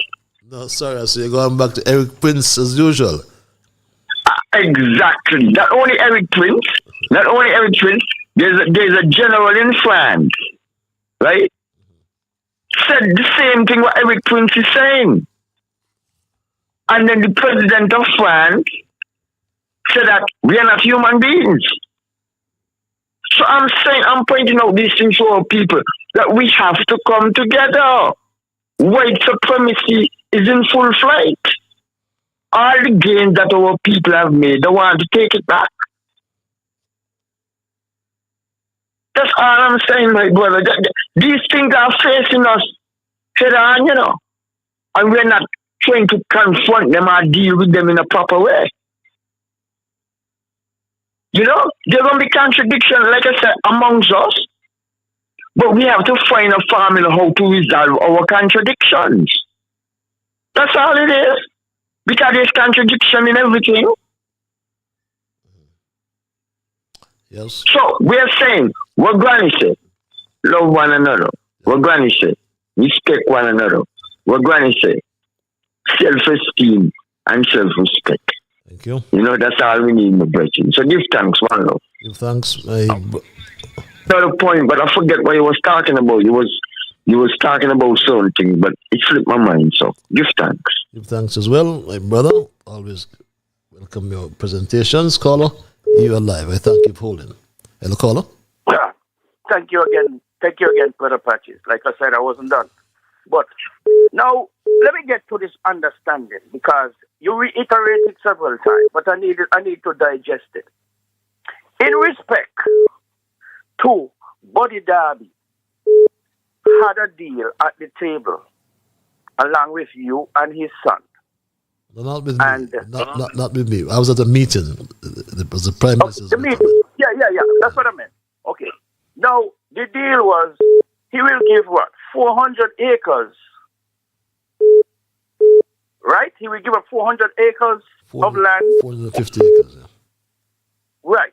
Okay. Where did Buddy Darby get those lands? Could have make a deal. Where did he get those lands from? Because we got to backtrack now. Who give him charge? How Buddy Darby obtain land from Senkis to make a deal as such? They bought the land. Don't forget, they bought the land. 2,500 acres of land from the Wilkins. Not from the Wilkins. They were privately owned. There's different owners over on the peninsula. Yeah, right. Wilkins was owned just one of the owners, but there were several owners over at Freedby. And remember that Douglas actually went to the Parliament, took 852 acres. He acquired the land from a group, I forget the name of that group. It was the Black Coral Trap and Pretty's Plateau over there on Majors Bay. And these were transferred to Obage. So that's he bought the land. So with that deal then, Buddy Darby was able to deal. Where does National Bank... in the process, in terms of his development, he borrowed money from the SIDF and he also borrowed money from the National Bank. Has nothing to do with this long after he bought the land. So was there a time limit that he should have fulfilled that loan? Well, he hasn't paid. But there must have been a time limit. I don't know exactly what time limit is. Well, the fact is he has not paid. Yeah, but we don't need to get into those details. And I have some people waiting. Right. I'm saying that he did not pay for the bank.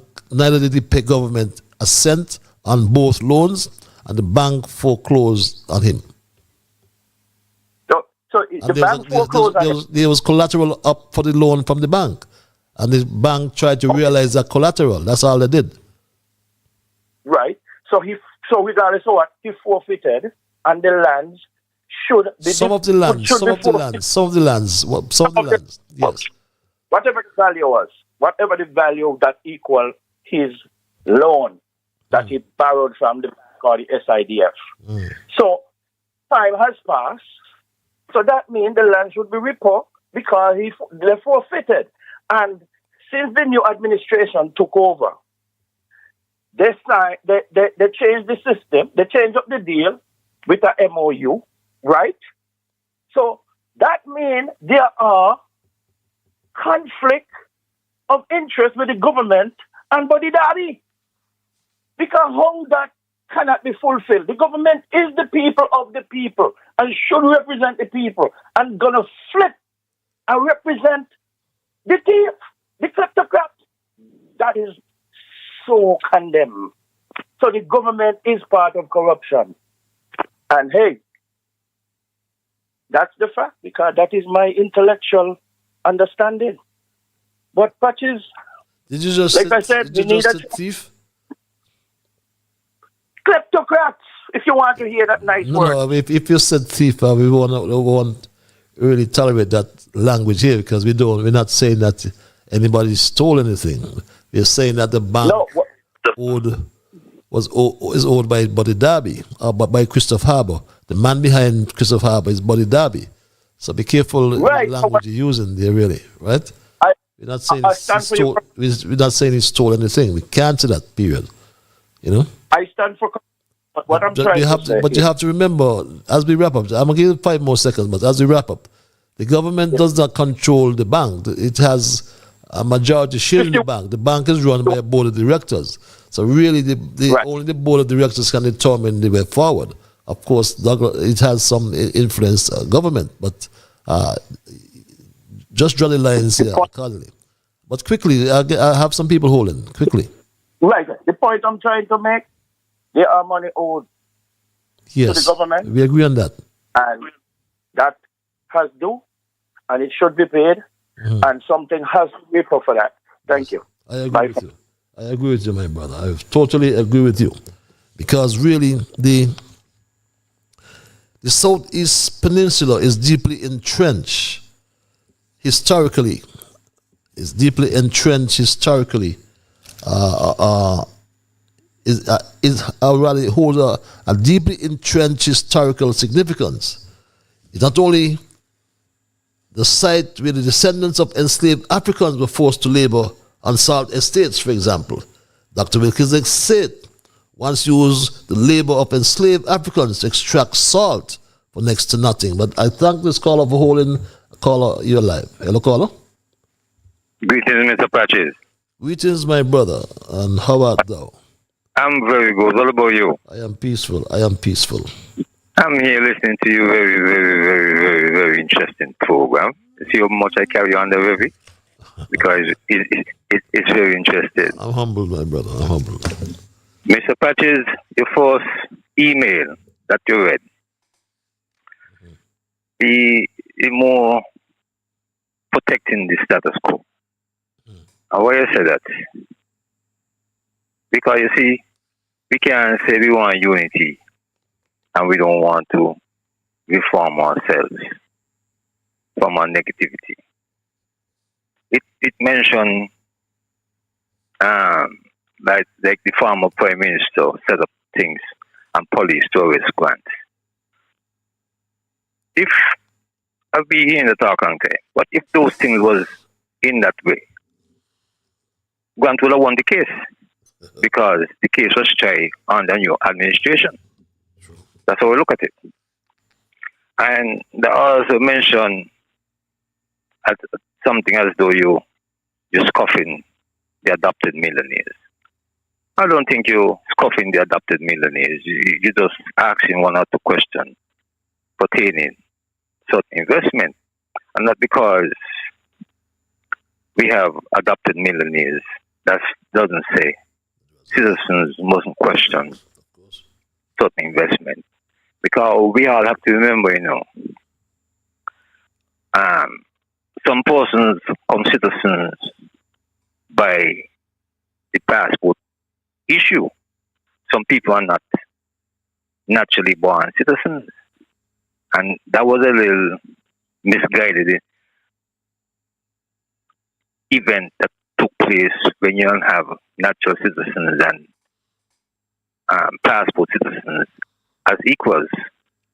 That should not happen at all. And if you are saying,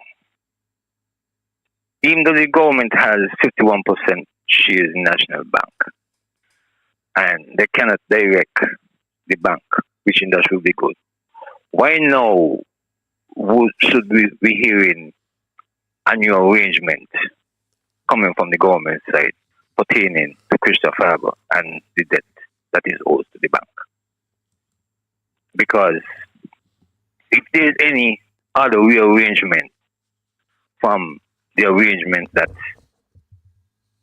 Christopher Harbour should be paying the bank, I don't see where we are striving for economic liberation for our people. Anything changed differently, I don't see where we are striving for economic liberation. So I will await still to hear what announcement will be made by this mountain to see what gains we will be going into or we will be diminishing our gains. Mr. Patches, you continue to be strong and stay healthy. Thank you very much. And you do likewise, my brother. Always grateful for your interventions. We go straight back to the lines as we on the downhill side of Straight Talk. A few minutes remaining. Caller, you're live. Yeah, Mr. Liburd, man. How you doing tonight, man? I am peaceful. Yourself? Yeah, good, man. Great discussion tonight. Thank you. Yeah, our leaders don't have no integrity. They are selling out the place, and they are not representing the people that put them there. Tomorrow, the Prime Minister is supposed to be on Freedom FM, and I hope everyone in the Federation can tune in and listen to what he got to say. And I hope tomorrow, the number one thing on his list will be that fair share report from the World Bank. And I would encourage him to make the details of that document public as soon as he can. Stop beating around the bush. Stop like I always say, the people of St. Kitts and Nevis deserve to get the details of that document. He should not be playing no politics with that document at all. You hear all the stuff that you're talking about, money, finance, financial situations. When you said the government change, and they pulled that case out the court, that was a bad move. All of these monies that these guys are mismanaging, money disappearing down the rabbit hole, the government got people owing them. Where is that leaving the people and the economy of the Federation? People are scrunting to get projects completed while they got people owing them money. You know, this stuff is disappointing, man. It's very disappointing.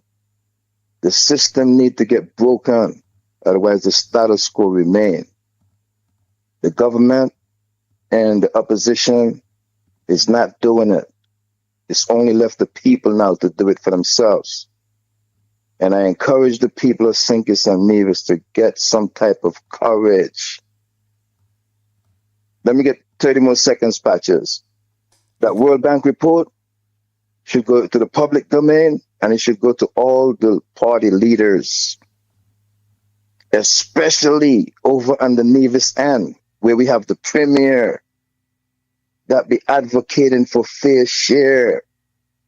Whatever is going on between him and the prime minister, they both need to stop playing politics with the people and get that document out. The NRP leader on the Nevis side, they need to step up and put the pressure on the premier, because the fair share advocacy is mostly coming from the Nevis end. Those NRP people who be just talking, if they don't organize themselves and put pressure on the premier, so the premier can put the pressure on the prime minister to release that document, then I'm sorry for them. But big up to Kalendra tonight. I want to be the first person to maybe, let's call it jumping on his bandwagon, but I'll be the first person to say I'll support him with what he's pushing for. But guess what? The people of St. Kitts and Nevis, like, they ain't ready for that. It's happening in Africa, man. Burkina Faso, Mali, and Niger. They are already making a move over there. And whatever is happening in Africa, in the Sahel region, we need to take a page out of those guys' books and follow that model. That's all I got to say tonight, man. Big up to the people, the hardworking people in St. Kitts and Nevis.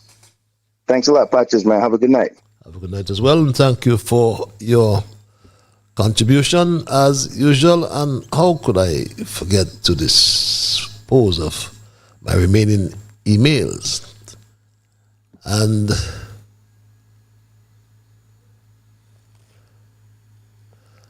this email reads, see where I'm at. Good night, Patches.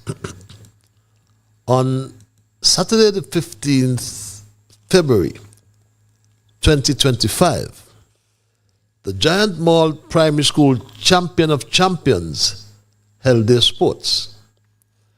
Patches, you would think that the Ministry of Education, Ministry of Health, the Sports Department, and the organizers of this event would be sane enough not to throw caution to the winds by allowing Dr. Martin to wring their hands by directing them to have such an important event at the old abandoned Basti High School grounds, a place abandoned with unsolved and ongoing health issues, without any health clearance from a reputable organization, and the public notified of such. Patches, imagine that the organizers had so many grounds to choose from to keep this event.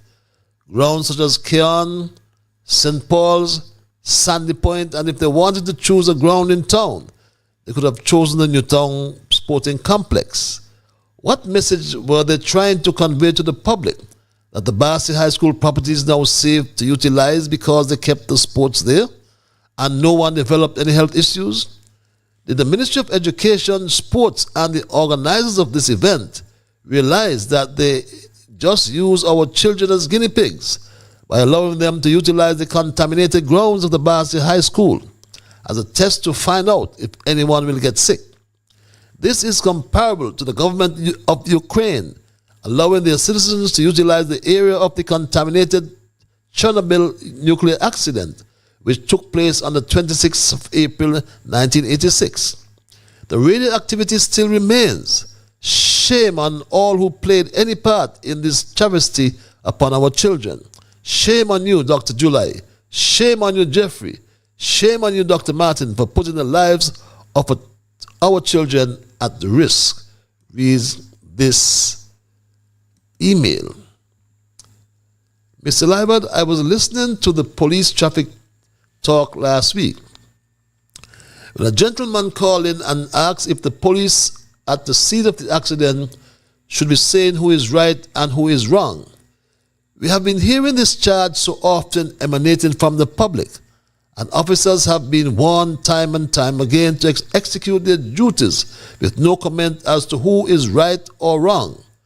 Well, as a senior officer in this Federation's police force, to the caller who asked the question and the general public at large, no traffic officer has the right and authority to tell anyone at the scene of an accident who is right or wrong. Only a magistrate or judge can determine who is the defaulter, predicated on the evidence before the court. I thank you, Mr. Liburd, reads this email. And I'll take this and make this my final email. Good night, Patches. The person who spoke about Timothy being a divider and Jew is all about uniting people. I think they're on the substance for sure. That's all I have to say. Lol, reads this email. And my Street Talk family, tonight we looked at and discussed our thesis, Willfully Blind and Living in a Power Bubble. And I must share the quotation I got from our good lady over across the Narrows, which reads like this, and I quote, "Willful blindness is worse than ignorance because it's a refusal to face the truth rather than a lack of knowledge." One of the burning issues we spoke about tonight, and I raised the issue that the point that we are still celebrating Black History Month. And someone sent me this picture of the members of cabinet sporting the African wear. And you note that some members are missing. I'm seeing the Simply the Best, Denzel Douglas, or I haven't seen the Lucifer, the Attorney General. He has no call there nonetheless. But the individual who sent me this picture also, in an incisive tone, and I quote, said this: "While these political punks are dressed up like Africans, they have allowed a white man in this Black History Month to owe the St. Kitts and Nevis National Bank and the SIF, or the government combined, the SIDF is our money, is the government, over $130 million. And this house nigger," the quote continued, "comes to the country and tells us that he has negotiated an MOU with, according to him, a very reputable company." He said this, my Straight Talk family. With respect to the Christoph Harbour, we are in a MOU with a very reputable company in terms of that company. The CEO for that company was here over the Christmas period to do due diligence to see it and so forth. They're very impressed. The negotiations are very, very advanced. I would say that the end of February, I will have an announcement to make with respect to Christopher Harbour. I will have an announcement. You'll have an announcement at the end of Black History Month. But this man doesn't understand where our country came from. And yes, for those who are doubting this, I fear no contradiction, because I know for a fact that there was a gate at the top of the hill going towards the first roundabout in Frigate Bay. You may have heard about Mr. Watty, who used to man that gate that prevented an entrance into Frigate Bay. It was the Robert Llewellyn Bradshaw government that acquired Frigate Bay in the name of the people. I think it was 74 or 74 or 75. I'll get that date when I get back to you. But look at Frigate Bay today, booming with economic activity, hotel and condominium development, and a strip with entertainment. Bradshaw, by law, mandated public access to the beaches. And it is sad, when under Douglas and the Development Control and Planning Board chaired by Victor Williams turned a blind eye and allowed a white man to build a house on the beach at Frigate Bay. And there was the best part of the beach, beg your pardon. And when Frigate Bay was opened, you had the white man corner and the black man corner. And we're not talking race, we're just talking facts. And where those boulders have armored that house on the beach was the best part of the beach on Frigate Bay. For those who know Frigate Bay, there where the black man had to bathe, where the white man used to be in the other corner. And there's no race, we're talking facts. And my Straight Talk family, Victor Williams is back, reintroduced by Prime Minister July as project manager on the Robert Llewellyn Bradshaw Museum, where millions of dollars were washed under the pretense of constructing a museum. As we leave Frigate Bay, Simmons built a road on the southeast peninsula that he named after himself. It has paid off upon reflection. But the southeast peninsula, my Straight Talk family, was home to several sugar cotton plantations worked by enslaved Africans. And there was one owner on Frigate Bay, Dr. Wilkin, who owned the salt pond, the great-grandfather of the A.G. Garth Lucifer Wilkin. So the Southeast Peninsula holds a deeply entrenched historical significance. It is not only on the site, my Straight Talk family, where the descendants of enslaved Africans were forced to labor on salt estates, but also the region where their descendants now find themselves in a paradoxical position. They are both victims of the continuing legacy of exploitation and in some instances active participants in perpetuating systemic inequalities.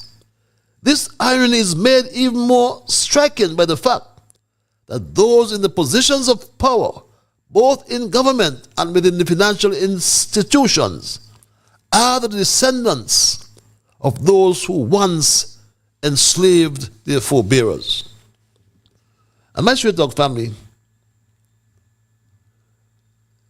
the entire country, as I said, was shocked when the July administration signaled its intention to rearrange the current disposition of monies advanced to Christopher Harbour. And the man behind Christopher Harbour is Buddy Darby. And this exchange land with Skellig. They exchanged land for the debt they owed to Skellig. Let's not forget that. But for some reason, July stopped this arrangement and telling us some nasty story about an MOU that he announced at the end of February. Instead of agreeing or ascertaining or making sure, I should say, that Christopher Harbour and Buddy Darby surrendered the 450 acres of land, the debt owed by Christopher Harbour. My Straight Dog family, they did well with the lands they got.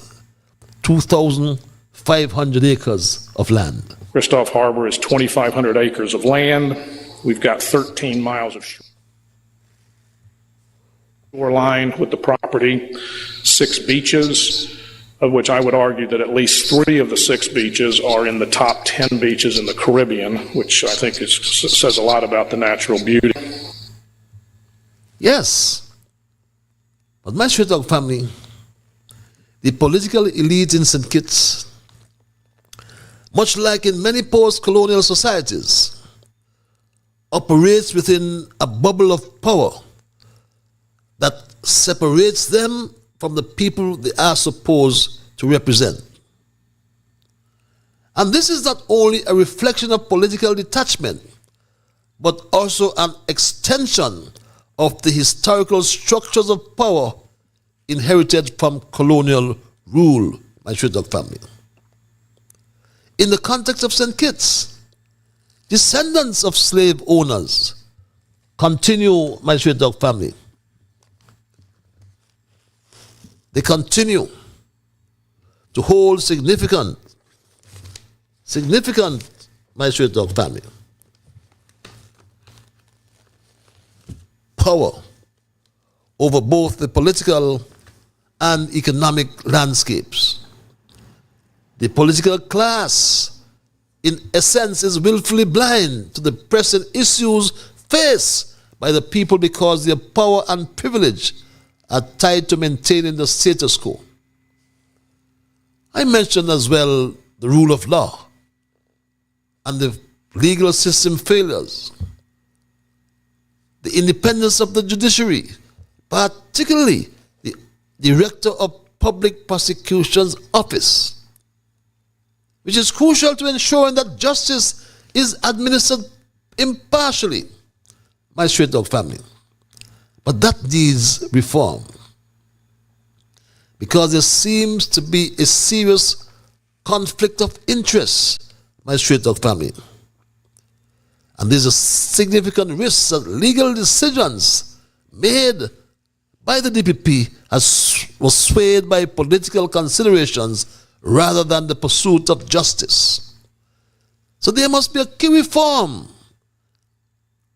that will involve the removing of the executive's ability to appoint the Director of Public Prosecution. Instead, this position should be filled through a transparent process, perhaps via a judicial council or parliamentary oversight to ensure independence and impartiality. Take back the 450 acres from Buddy Darby, Terence Michael July, and implement programs specifically aimed at developing the Southeast Peninsula. And as soon as possible, rid the country. I ask you, my Straight Dog family, this message is to you. Let us rid the country of these self-proclaimed experts who are willfully blind and living in a power bubble. And that's my story tonight, my Straight Dog family, and I am not going to change it. I must thank Almighty God, my Straight Dog family. And this email has come belatedly. Doctors are getting duty-free on vehicles. yet they refuse to work on call and spend more time in their private businesses. Cuban nurses got 20,000. All Cuban doctors in the Federation are opening private businesses, yet undergo to screen or English assessment. No screen or English assessment. What more will you do to appease his Cuban counterparts? My Straight Talk family, as we wrap tonight, they are willfully blind and live in a power bubble. That's my story tonight, and I'm not going to change it. I must thank Almighty God for guiding our conversation tonight. As always, I thank you, the many listeners, and for those who sent emails, those of you who called. Remember, you are the ones who make Straight Talk, and for that reason, I say a big, big thank you. I am Ian Patches Liburd, and God spare we will connect on Thursday for another edition of Straight Talk. Until we connect on Thursday, be good to yourselves and to all whom you meet. And remember that whatever your mind conceive, that you will achieve. But first of all, my Straight Talk family, you just got to believe. So when you wake in the morning, thank God for the morning light. Thank Him for taking you through the night. And my Straight Talk family, keep moving on. Bye-bye. Until we connect on Thursday.